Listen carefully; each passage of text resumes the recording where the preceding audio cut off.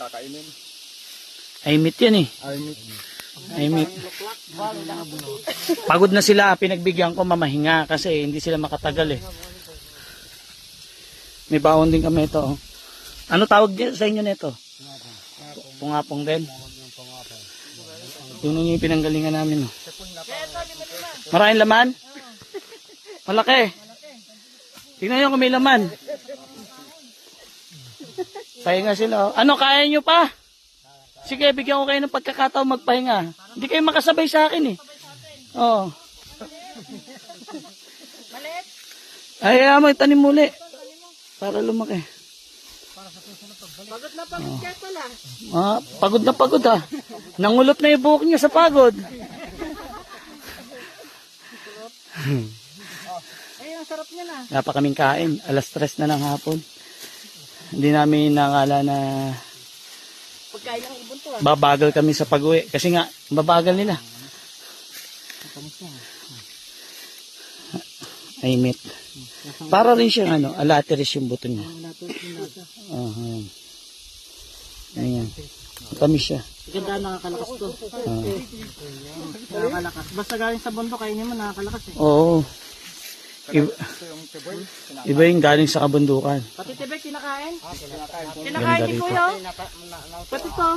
Oh. O ano kinakain mo ah? Kinakain din. Totoo ba yun? Totoo? O siya lang? Mayabas siya sa hen eh. Ang lupit mo.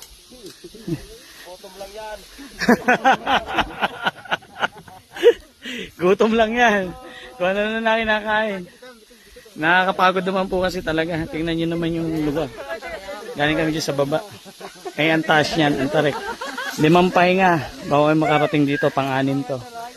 Pang-anin. Tapos mga ilang pahinga pa? Mga ilang pahinga pa kayo? Bago makarating sa tuktok. Mga ilang pahinga?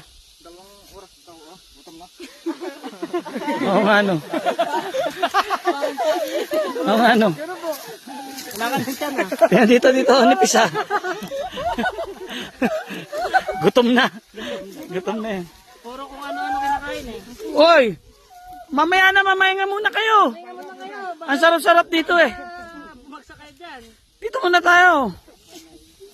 Sabayan nyo kami. Mamahinga muna kayo. Inaalala ko lang kayo. Siyempre, inaalala ko sila, mga katutubo. Sipin mong taas ang pinanggalingan namin. Tutuwa sila eh. Ito talaga, lahat kinakain eh.